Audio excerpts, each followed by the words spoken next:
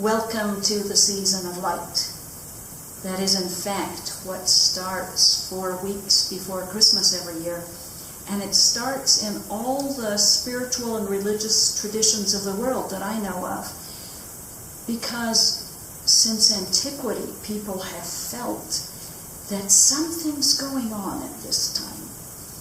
That as the outer light gets darker and darker, as our days get shorter, as we feel sometimes the oppressiveness of the darkness coming on us, at the same time, something quite the opposite is going on in the subtle realms and within our beings.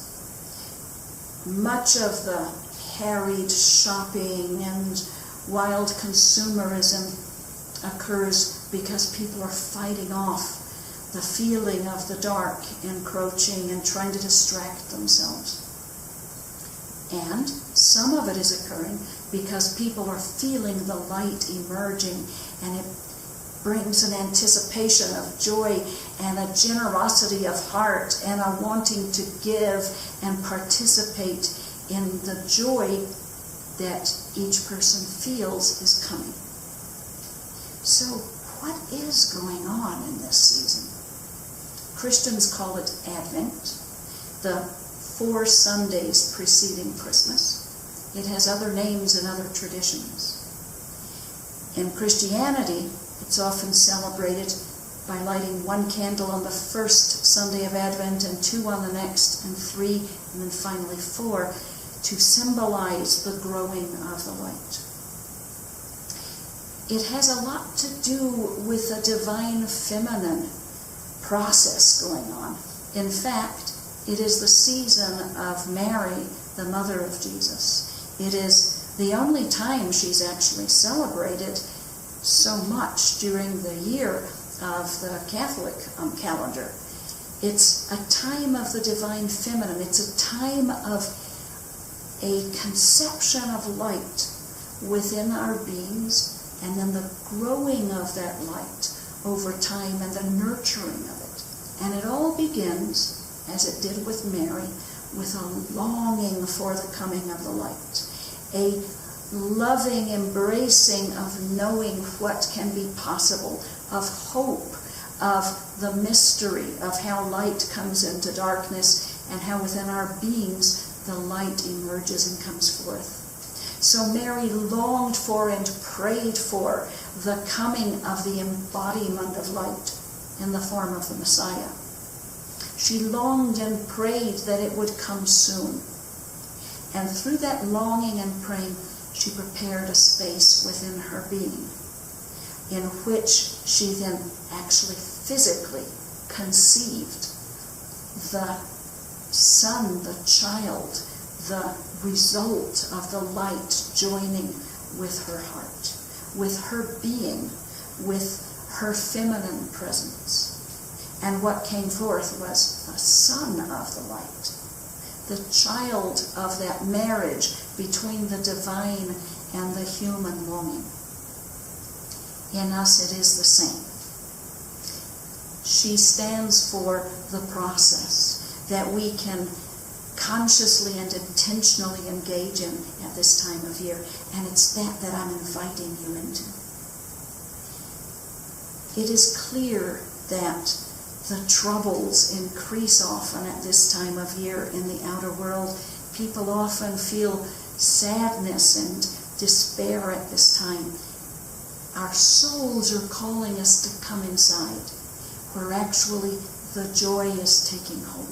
And on this first Advent, the conception of the light happens. In the story of Mary, the angel Gabriel appeared to her and invited her into becoming the mother of that divine light, of actually having it take hold within her, and she would physically bear an incarnation of that light. And Mary, without asking about how she would be safe or protected from the Jewish laws that could have had her stoned for being pregnant out of wedlock, without asking how this mystery could happen, or what about Joseph, to whom she was only engaged, not married. Without any fearfulness, she simply said, "Let it be unto me according to your words." So she was asked for consent, and we're always asked for consent. We give our consent to the birthing within us of the light and the growing of the light within. We're in partnership with God in doing so. And it is a mystery how it happens. Just like a conception of a baby, it's hidden inside.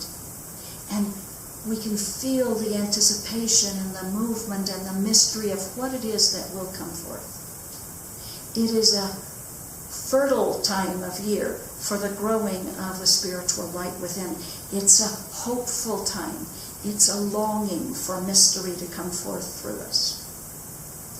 So at this time of year, if we consciously attune to what's happening in the spiritual world and within our beings, if we commit ourselves to actively participating in the process, if we take on some practices, some meditations and prayers, and tune into the subtlety of this conception and birth to come, we can not only develop further in our own spiritual life, we also contribute to the coming forth of the light in the collective, in the whole world. And the more of us who are tuning in at this time, the more of us who are anticipating and hoping and trusting and believing like Mary did, the more that light can take hold in the collective consciousness of humankind, the more it takes hold in the world in spite of what it seems like is happening on the outside. So I invite you to enter into this mystery, this season of hope, this season of subtle opening and awaiting. We will be giving a new video for you to follow each Sunday of Advent. Another one will be ready. And we're also posting meditations, guided meditations, that you can listen to help you move through this season in a way that you can participate in the highest degree and call forth the light within you, call forth the blessings of the divine, tune in to the singing of the angels that some people say they can hear at this time of year. Open to this mystery and contribute to peace on earth and goodwill to all people. Welcome. Thank you for caring. Thank you for entering into this and joining us in this calling forth of the light and the honoring of the divine feminine. Blessings upon your season.